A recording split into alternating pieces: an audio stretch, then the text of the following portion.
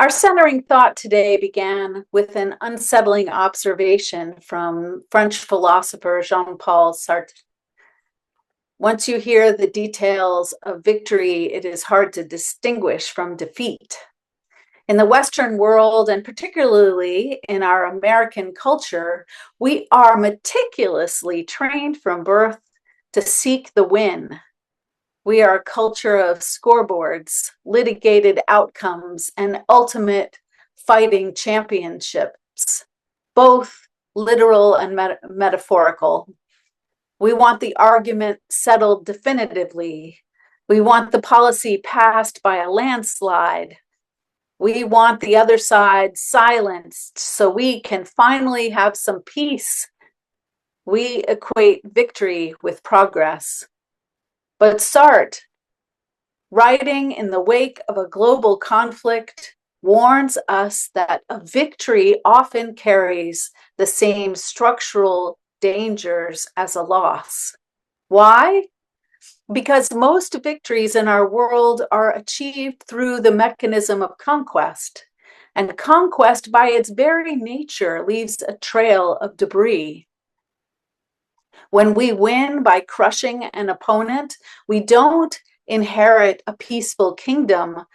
We inherit a landscape of resentment, a graveyard of broken relationships, and a seedbed for the next conflict.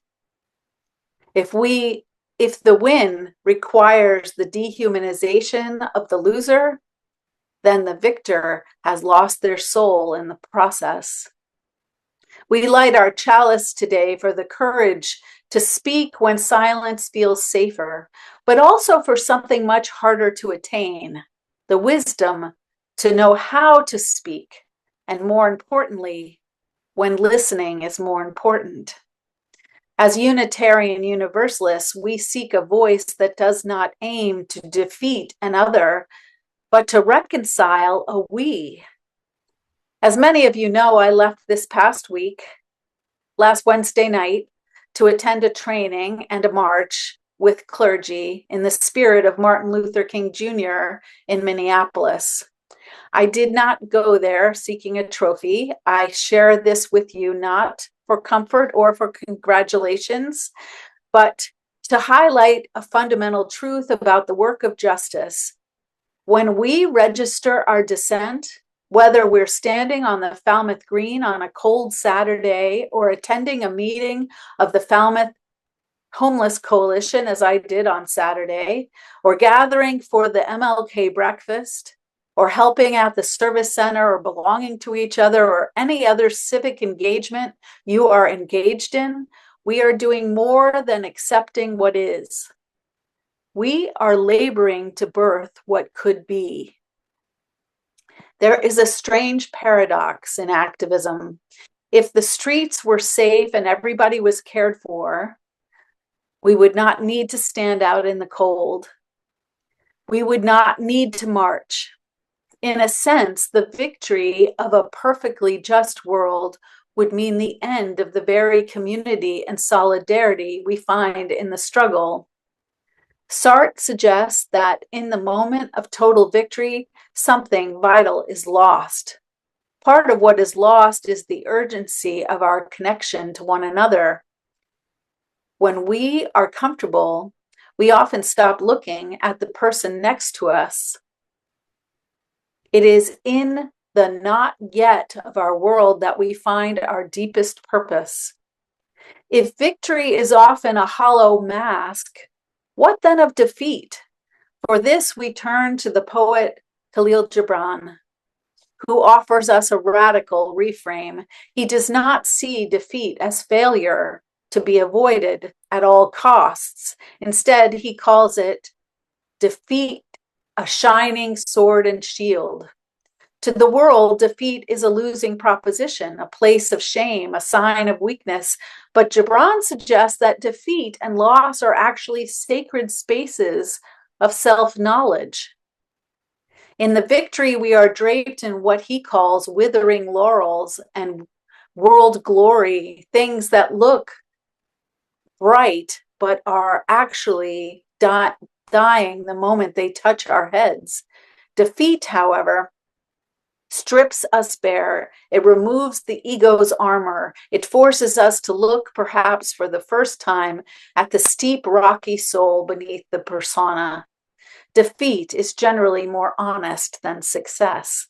It removes the hair trigger of our pride and brings us to the awareness we might never have encountered in the sun-drenched days of winning.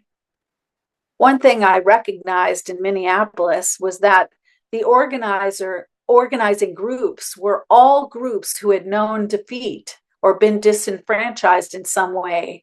MARCH, which stands for Multicultural Anti-Racism Change and Healing, is an organizing group that includes, by their definition, pro-queer group of multicultural clergy and faith leaders who cross faith traditions and spiritual practices to organize for freedom and liberation.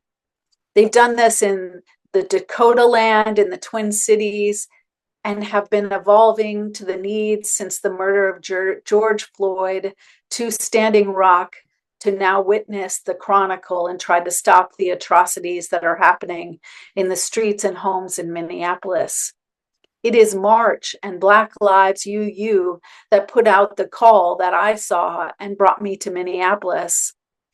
I am a woman, a 60-year-old gay woman, so of course I've experienced some disenfranchisement. It is from this place of defeat that I find my heart and my soul call me to stand up and to speak out when people are hurting and to see the plight of the underdog. Gibran goes further, though. He says defeat is dangerous, not because it's violent, but because it makes us swift of foot. When you have been defeated, when you have lost the status quo you were trying to protect, you suddenly have nothing left to lose. And a person with nothing left to lose becomes free to act with what Gibran calls deathless courage. I felt this in Minneapolis. If it weren't for the horrific acts of ICE against the immigrants and citizens of that city, acts that felt like a crushing defeat for human rights, I might not have felt the soul-deep urging to go there. You might not have seen the same resolve in me to make the world a better place. It was the defeat of justice that sharpened the sword of my resolve and likely the governing board's desire to support me. However, we must be careful. While defeat can be a teacher, it can also be a trap. When things go wrong, when we face professional failure, personal loss, and political setback, we are tempted to wallow. We are tempted to weave a false narrative, a story of a victim to explain away our predicament without doing the hard work of internal looking. How different is our behavior from those we oppose? Consider the tragic local example of the story involving Jonathan Ross and Renee Good. The narrative is often framed as through the lens of one trauma leading to another. The idea that if he hadn't been run over by a car, the subsequent tragedy might not have happened. This is the danger of unexamined defeat. When we refuse to face our own hair triggers, our own atrocities, and the ways our losses have bruised us, we react out of wounds rather than responding out of values. In fact, this is some of what the nonviolent resistance training we were engaged in entailed. How to become more aware of our own triggers and weakness areas so we can offer more peaceful and calming response in the conflicted times we're living in. Unexamined defeat makes us lash out. It makes us bitter. It quite naturally makes a person want to ensure that if they are suffering, someone else must suffer more. This is why we need the good nature and spiritual hygiene that Archbishop Desmond Tutu so famously described. We must process our defeats so they do not become our weapons. This brings us to the heart of our reflection, the tension between defeat and reconciliation. Reconciliation is not defeat, though to the ego it feels exactly like it. To the ego, reconciliation looks like losing. Why? Because to reconcile, you must surrender the desire for revenge. You must give up the right to be right. You must lay down the satisfaction of seeing your enemy grovel. I will be quite frank, as I am rarely willing to do from the pulpit, but this current administration is an authoritarian administration. The tactics they are using in Minneapolis, where 3,000 ICE agents outnumber the police by 5 to 1, where masked men without due process can capture and kill anyone they please without reprisal, is a classic authoritarian tactic to gain control. I say this not to scare you, but to be honest about what I've seen and what I believe we are up against and what could happen anywhere in the United States. What we face is no different than what happened under apartheid in South Africa. This is where South African philosophy of Ubuntu becomes our guiding star. Ubuntu is often translated as a person is a person through other persons. A person is a person through other persons. Archbishop Desmond Tutu, the architect of South Africa's Truth and Reconciliation Commission, lived this philosophy. He stood amidst the smoking ruins of apartheid, a system designed to ensure one group's victory over another's defeat, and he realized that such a victory was a slow suicide for everyone. If my humanity is inextricably bound up in yours, then your defeat is ultimately my defeat. If I win by dehumanizing you, I have diminished my own capacity for human connection. Tutu reminded us that social harmony is summum bonum, the greatest good. It is higher than being right. It is higher than winning the argument. Reconciliation is the process of realizing that the other, the Republican, the ICE agent, the president, is not an obstacle to overcome, but part of the bundle of life to which we both belong. It is the realization that success achieved through aggressive competitiveness is corrosive to the soul. Reconciliation is the slow, difficult death to the part of us that wants to stand enthroned above our neighbors, the part of us that wants to win and be special. If I had entered a group of 1,200 clergy determined to stand up and do everything, I would have disrupted a system instead of being a listener and a follower.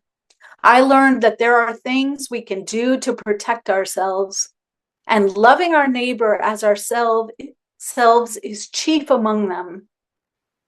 If I had entered trying to stand out, I would have broken the system. In the poem, I Know Why the Cage Bird Sings by Maya Angelou, she describes a bird whose wings are clipped and whose feet are tied, and this bird lives in the grave of dreams. This is a perfect metaphor for those seasons in our lives when we feel trapped by our defeats. We feel the cage of our circumstances, whether a health crisis, a broken relationship, or a suffocating political climate. In those moments, we have two choices. First, we can let the shadow shout what Angelo calls a nightmare scream of bitterness. We can let our pain turn into a shrieking demand for vengeance. We can wallow in the darkness of the cage until the cage becomes our entire identity. Or we can open our throats to sing. We can move our limbs to dance. We cannot allow the defeat to limit our love and our joy. Wow, why am I getting so teary? I'm sitting in a room by myself. This is the true essence of the protests I witnessed in Minneapolis and the activists in Falmouth. Protesting at its best is not a nightmare scream. It is a song of freedom, a song in the face of oppression.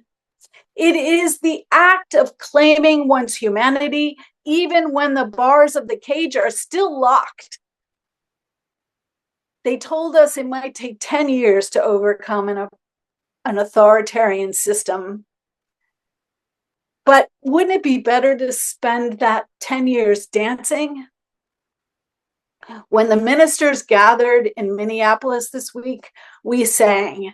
We didn't just shout slogans, we sang.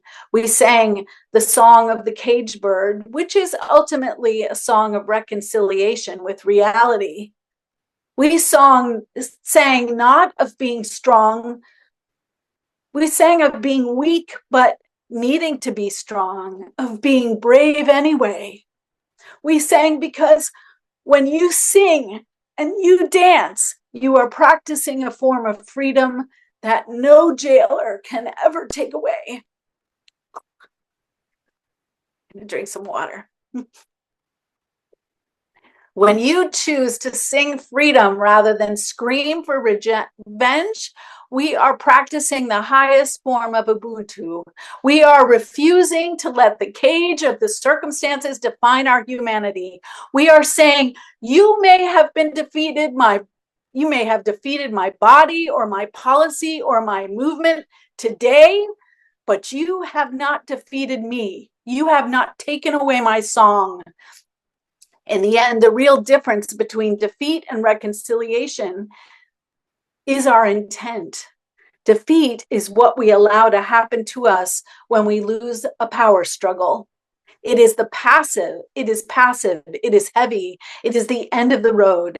Reconciliation is what we choose when we realize the battle itself was a mistake. It is the active, it is the light, it is the new beginning. It is what we will create, a better tomorrow out of the rubble of today. Reconciliation requires us to do what Gibran suggests, dig graves for all that must die within us. We must bury our pride. We must bury our resentment. We must bury white supremacy. We must bury the need to demonize even those who do bad things. We must bury our addictive need for the hollow victory that Sartre warned us about. As we move from worshiping together today, may we be dangerous in the way that Gibran intended. Let us be dangerous to the voices in our own heads that tell us we can only be happy if someone else is losing. Let us be dangerous to the systems that demand that we stay divided from our neighbors. May we have the courage to choose the difficult, messy, unglamorous path of reconciliation over the hollow, lonely path of victory. May we find the shining sword in our losses, the wisdom in our dissent, and the song in our cages. Let us soon stand in the sun together, not as victors and losers, but as a we bound together in the bundle of life, reconciled with our neighbors at last.